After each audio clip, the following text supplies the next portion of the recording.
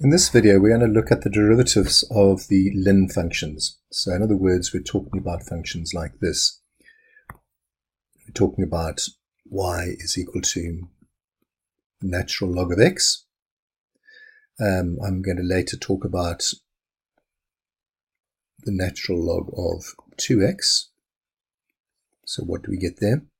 And we're also going to look at y is equal to the natural log of 2x plus, so make an arbitrary number, 2x plus 3. We're going to see what happens with each of those. So, as always, we'll go and have a look at this on GeoGebra and see what happens. So to begin with, here we've got the Lin function, y is equal to the natural log of x. It's a log graph, as we expect. The base is e. And if we go and take our point and drag it along the curve, we can see that we're getting a graph that looks fairly familiar. The sort of graph that goes like that is a hyperbola, although we're expecting something in this side over here. But because the values of x are positive, we're only going to be working in the positive quadrant. And in fact, if we go and take a look at that, you'll see that the derivative of the natural log of x is 1 over x, as long as x is greater than 0, so it's always a positive amount. So there's the first of our options, or first of our graphs that we looked at. The derivative of this, dy dx, it's very messy.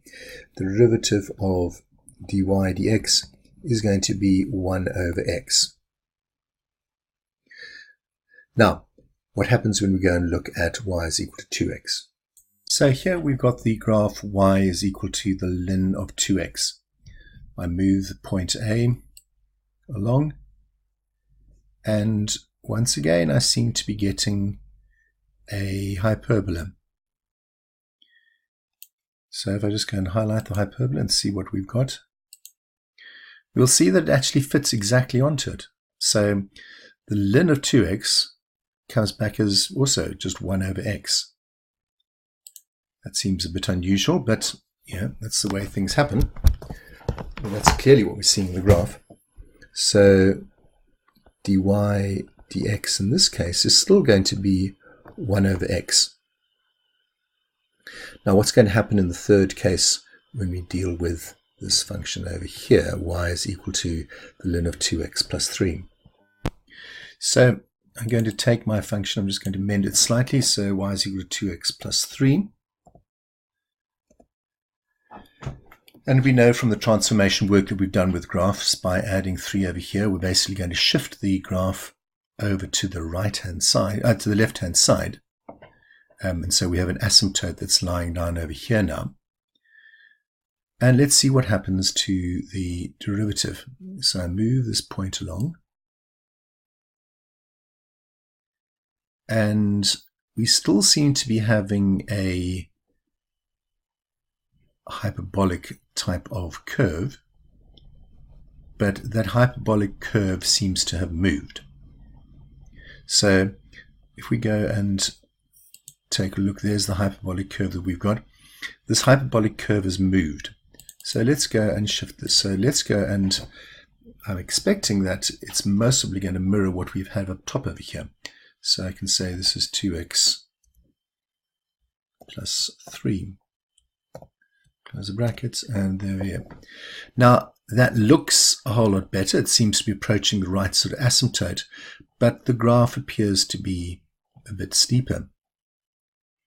The original graph, the y is equal to 1 over 2x plus 3, is not as steep as what the derivative should be. So we've got to do something more with this. Well, what I'm going to do is I'm going to go into the top line and I'm going to change that to 2. And we'll see now that the 2 match. Now, why did I know to go to 2? Well, if we take a look at what we've got over here, 2 is actually the derivative of this function at the bottom. And that's a key thing to remember, because it's going to help us later when we come to work with integration. There is this relationship when we go and derive a function like this. We're going to get this hyperbolic type of graph. This is going to give us the function that's going to be on the denominator, but our numerator is going to be the derivative of that. So, in other words, over here, when we looked at the derivative of this, we said that the derivative of 2x plus 3, no, I'm writing it all wrong. The derivative of 2x plus 3 with respect to x turned out to be 2 over 2x plus 3. And in fact, if we go and generalize this, if I've got a function y is equal to the natural log of some function, let's call it f of x, then the derivative of that, the derivative of the ln of f of x with respect to x, is going to be f dash of x, the derivative of that fx function, over the f of x function. And that actually holds when we go back and look at the first ones that we looked at. F of x in the first case over here is equal to x. And so therefore the derivative of f of x is equal to 1. That's what we got at the top. For the second one, so this one holds for this one over here. For this one,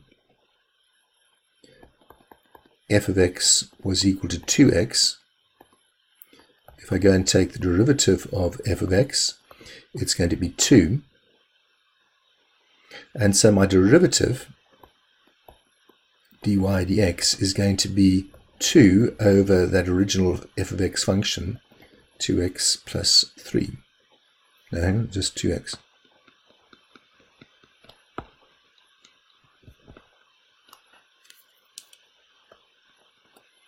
And that simplifies down to 1 over x. And so we get our derivatives all holding and all following this basic pattern, this basic rule over here for the derivative of a natural log. Hope that helps. Goodbye.